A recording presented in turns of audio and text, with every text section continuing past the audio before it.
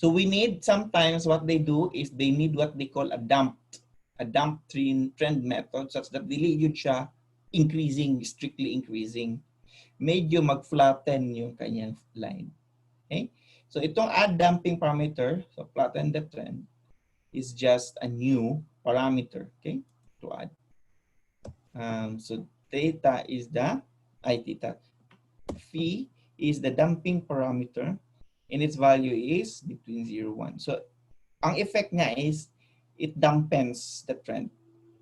So ano ibig sabihin pag sinabi natin dampen? So instead na ganyan na siya, parang magaganyan lang siya. Parang gaganyan, no? Or for example, if this is our time series, so kung ano lang siya, kung walang damping factor, ganyan talaga siya. Pero kung merong damping factor, hindi siya strictly na increasing with a given slope, but it could be na gaganyan lang siya. Ganyan. Okay? So yan yung ibig sabihin na damping factor. Yung effect.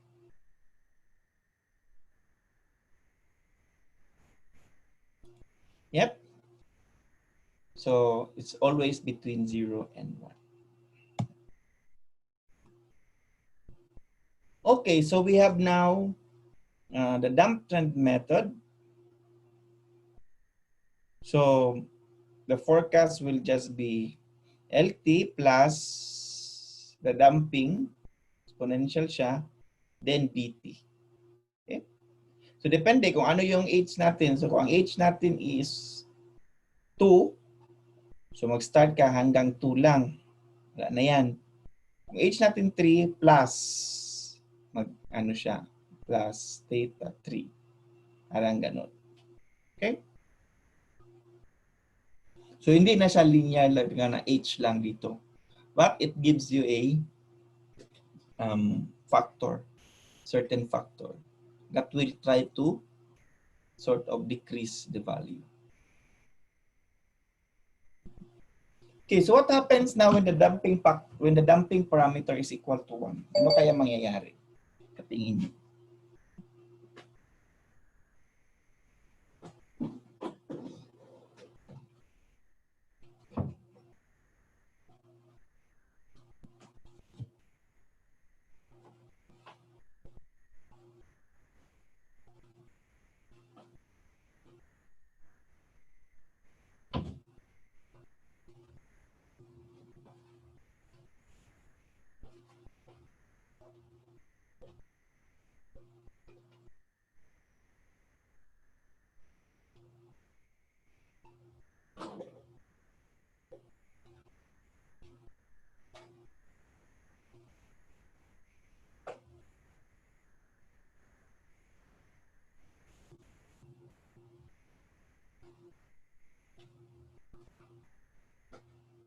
So it will just be kung 1 lang siya. Sir, di na mo makita ang screen. Ang screen? Walang ano man. Kana.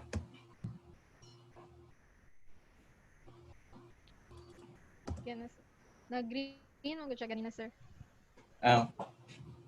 Okay, so tingnan natin to. So what do you think kung kita na ninyo? Yes, sir. Oh. So ano kaya dito kung 1? Ang ating damping factor is 1. This will? So 1 yan siya. So ito naman 1 din. And then 1. So mag-add up lang siya, di ba?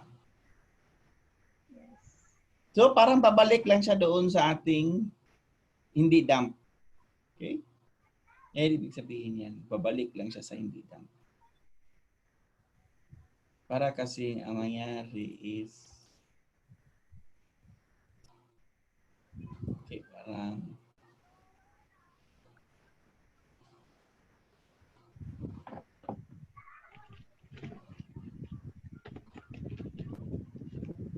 Kumbaga, theta plus theta 2 plus dot plus h.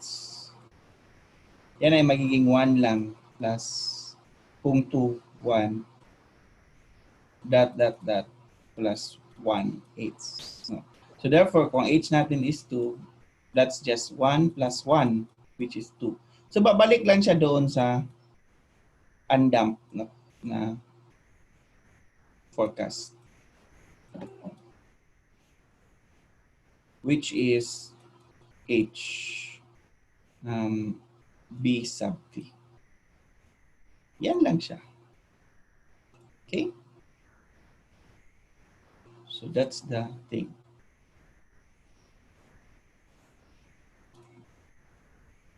So we have if it's equal 1. What happens to forecast as h grows larger? So in practice, our fee is, or the damping factor is rarely less than 0.8. No, it's between 0.8 to 1, something like that, between. Okay? So what happens to forecast as h grows larger? So imagine niyo na 0.8 yan siya, 0.8.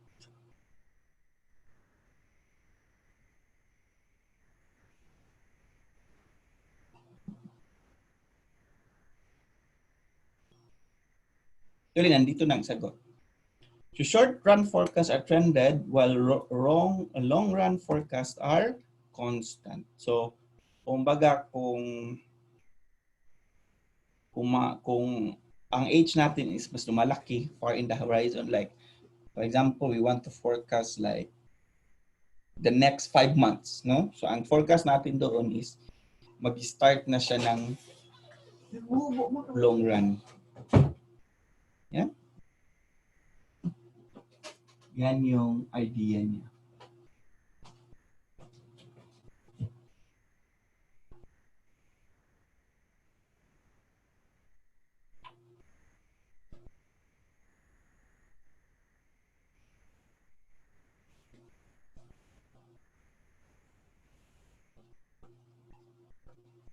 Okay, so let's have an example. Okay. Find the smooth values, smooth trend, and one-step forecast for the parameters alpha and beta 0. Use the first observed value as the initial forecast and the difference for the first and second value as the initial estimate of the trend. Okay, so let's have this example. Meron naman kayong kopya ng slide, no? So mag-ano tayo, Jamboard para makita natin solutions.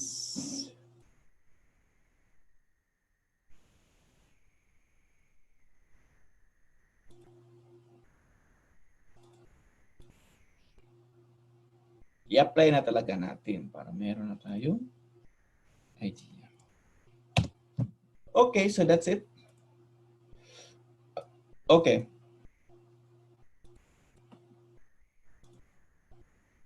Paano yan? Ngayon.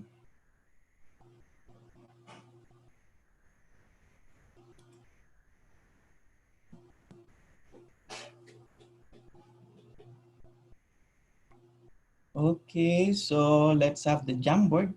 Jamboard.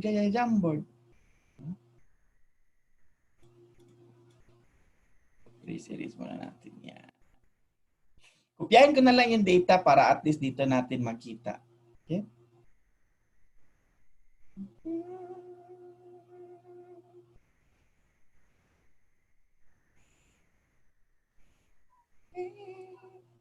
Have you ever tried? So we have T reaching out for the other side. So 1, 2, 3, 4, 5, 6, 7, 8, 9. 1, 4, 3, 1, 5, 2, 1, 6, 1. Wala.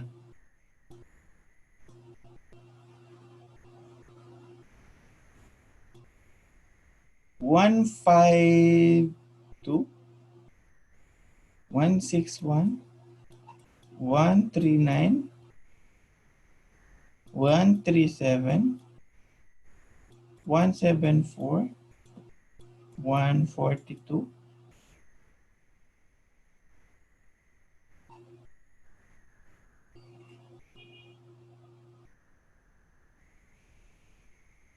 naglinya.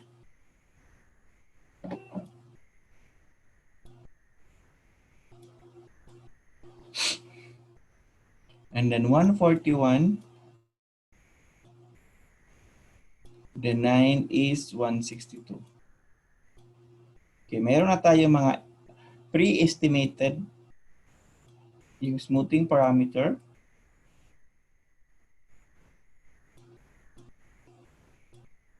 Meron na din tayong beta star.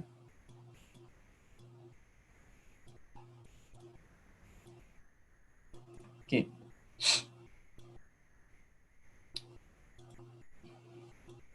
So, subukan natin ngayon. We'll just use the, hindi mo na dump. Okay? Mamaya, subukan natin pag-dump. Okay. So, the formula is always yan siya. Walang pagbabago.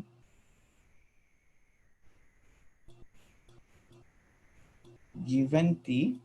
But since we are doing muna smooth muna, so H here will be 1. Okay? Just the next.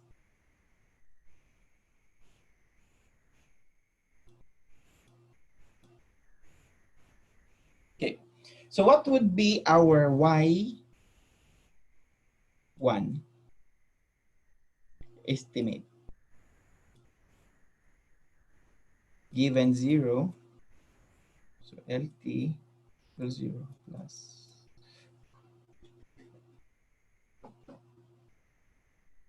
Okay. Then you have BT. So our L0 is 143. At? Sir, excuse me, sir. Oh, Sir, wala lagi ni mag-share screen, sir. Di na mo makita. naa-diri sa kuan. Sa Jamboard. Dili mi kaadto sa Jamboard, sir, kay nag-mobile ko, tapos dito makita ni Novi. Nga. Paunsa na. Gani, sir. Dili niyo ma-share screen, sir? Pwede man, pero sige. Thank you, sir. Kaya ang purpose mo gud ani makasolve pud mo. Mo na yung purpose. Adto ang naga Jamboard. Na Jamboard ta para maka solve pud ganita. So ang LO natin dito is just the 143, okay? Because it says that we use the first observed value as the initial forecast. So ano yung initial forecast natin? Yun din ang first observed value, yun din ang ating initial forecast. And our initial forecast is actually LZ0. Okay? And then the initial estimate of the trend is just the first and second values. So the difference, okay?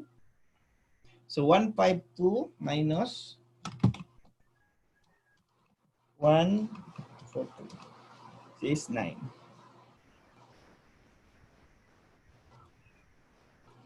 Okay? So therefore we have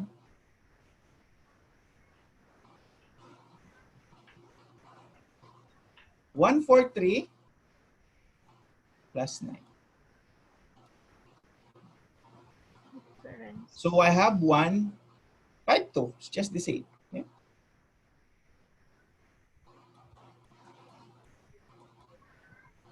Okay. And then we have Y2. So we know na ito na siya ang ating L1. Okay? And then note that we need to estimate aside from the Level equation in this case is wala naman tayong L0, L2, di ba? Wala naman tayong ganyan. We start with L2. Diba? Kasi meron na tayong L1 dito. Okay? Di ba klaro? Ay, di na, ako na rin i-reason na kay Bora ka, ano na magod ni diri, oy. Di na siya kuan ba? Nang kita jud.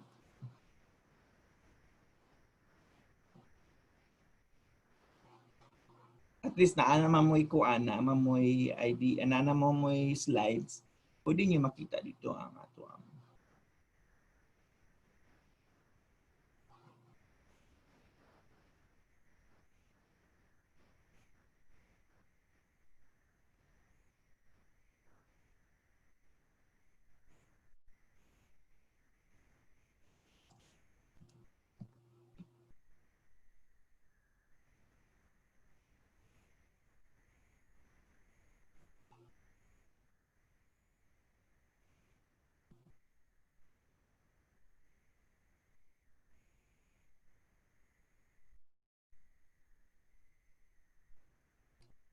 erase the beauty. Erase the beauty.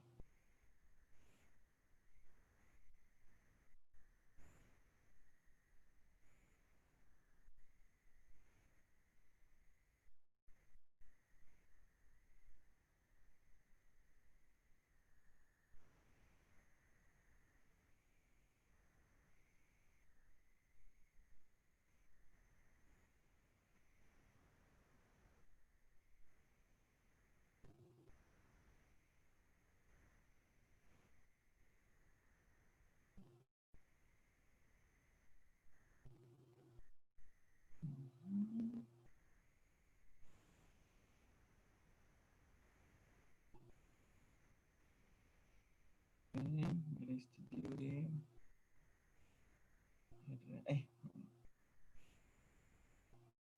lang guys na share.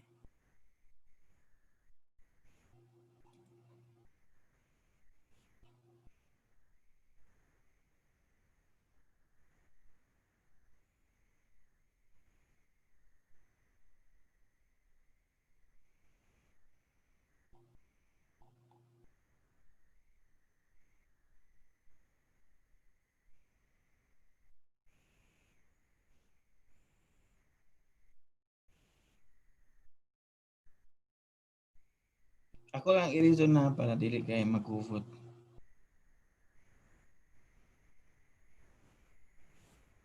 Okay. So we have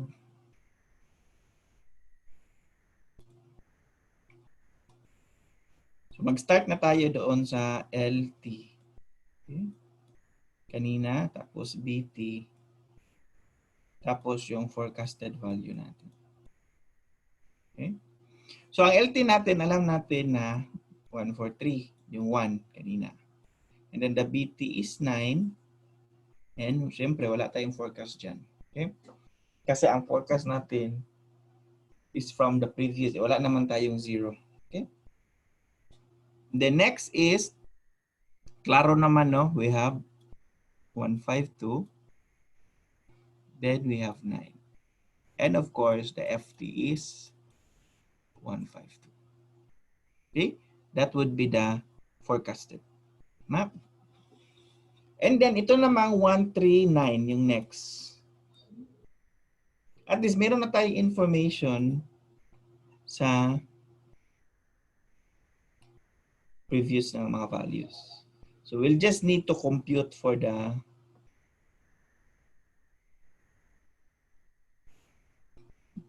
so, we need to compute the L3.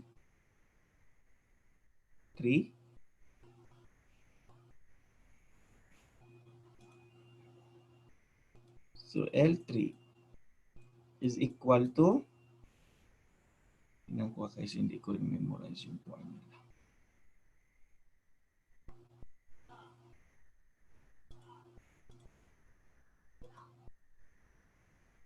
Alpha YT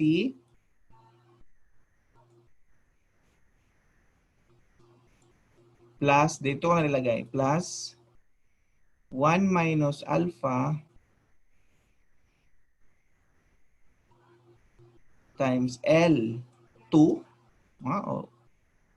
plus B2. Okay? So therefore, L3 natin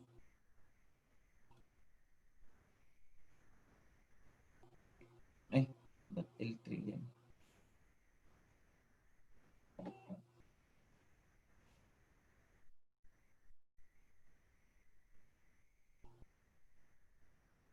YT.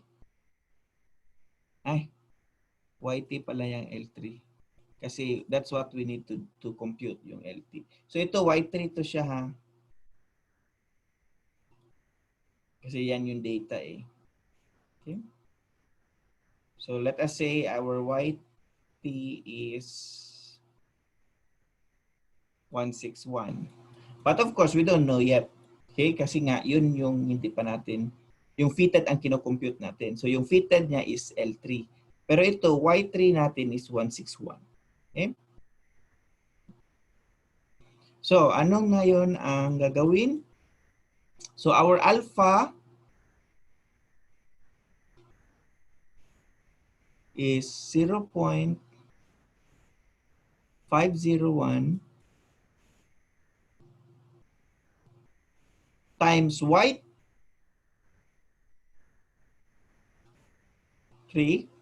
161, okay,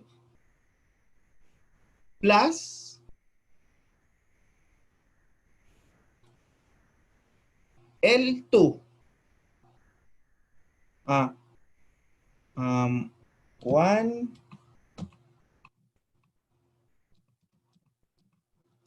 so 499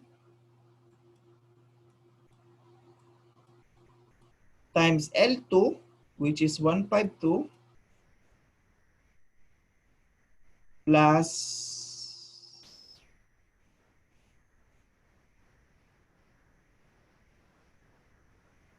B, which is 9.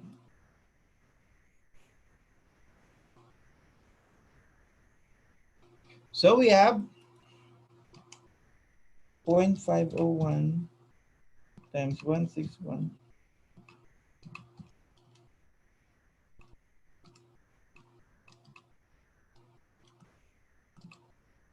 161. Okay? So, kaya yan siya, pareha lang yan siya, 161. Yung LT tsaka Y3 is also 161. Okay? And then the BT now is just, nakapala ba kayo or medyo na-level na kayo? Okay pa? Okay. So, ang BT naman natin or yung B3 natin, using the formula again, wala namang pababago, is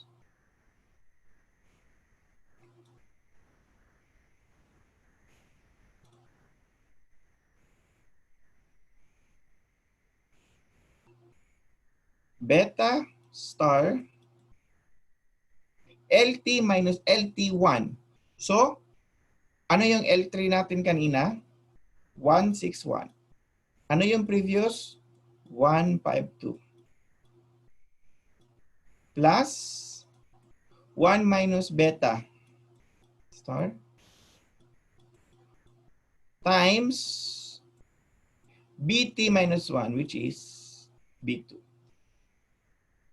So, ano na ngayon? So, ano yung beta natin? 0.072. Okay? So, 0.072 times 161 minus 152 is just the difference between the two LT plus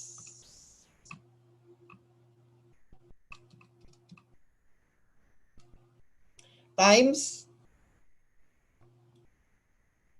the previous, the BT, B2.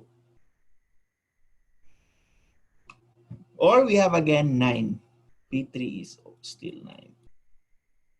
Now, if we want to make the forecast now, itong forecasted, it's still Yung kanina, 161 plus 9. Okay? 161 plus 9. Kasi nga, we have LT plus, ang LT natin is 161, yung kanina na-compute, plus H, which is just 1, times BT, which is 9. So therefore,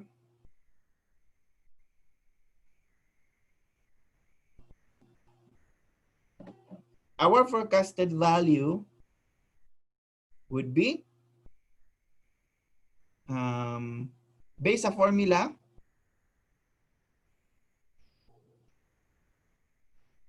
LT plus HBT. Okay? So 152 plus 9, which is 161. Okay? Kasi yun yung fitted, kumbaga fitted na 3. Ito lang siya sa taas, 161. Okay? So can you continue? No? Let's do the, first we will compute, erase ko na lang yan siya lahat.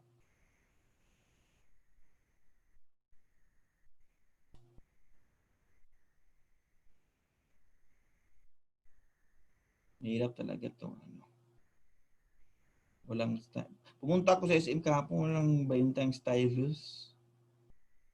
Grabe talaga. Okay. So, nag-compute natin L3, no? Ang kailangan natin i-compute ngayon is, so ako na lang muna. L4.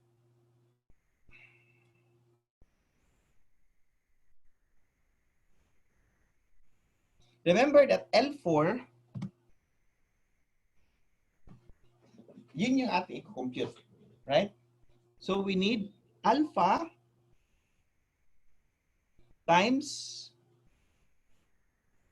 Y4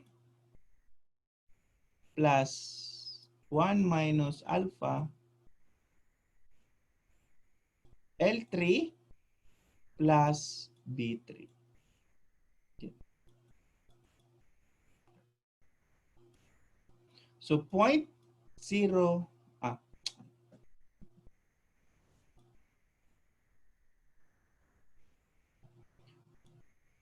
0.501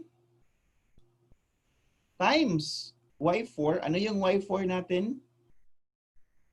139. Plus 1, diretsuhin na lang natin. 0.499. Tapos sa L3 natin ay yung kanina.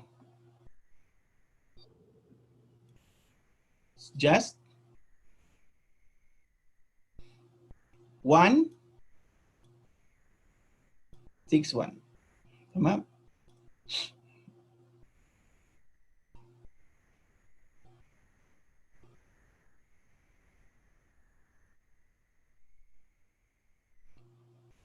Plus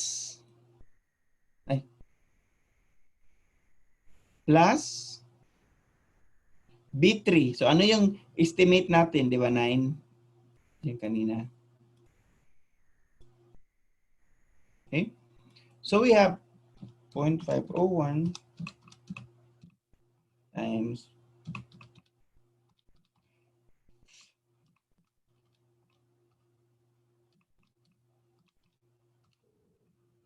it's now 154.469.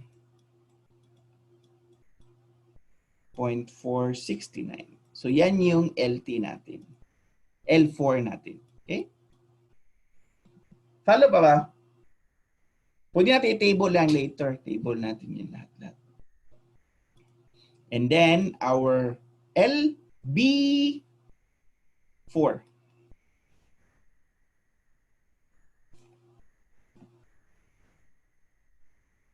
Ito na sila. B4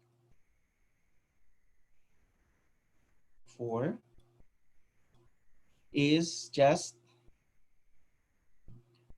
yung beta natin na 0.0 72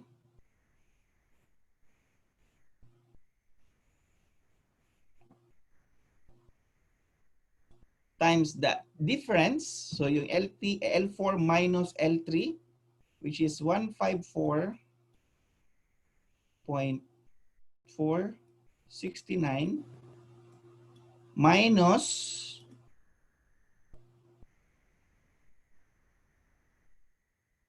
161, yung previous, plus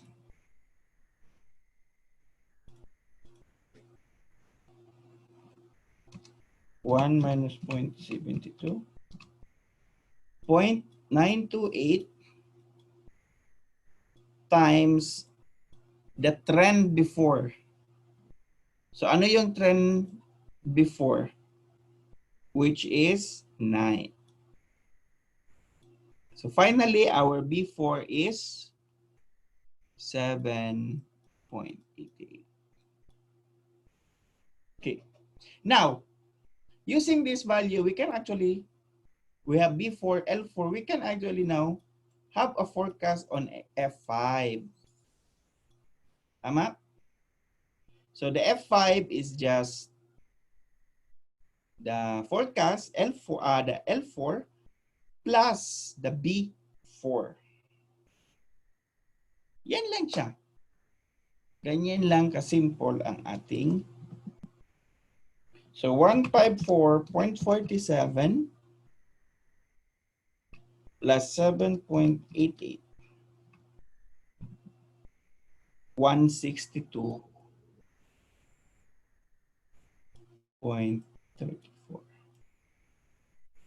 Yeah? So yung F4 natin, of course, doon tayo sa 3, which is 161 plus 9, which is 170.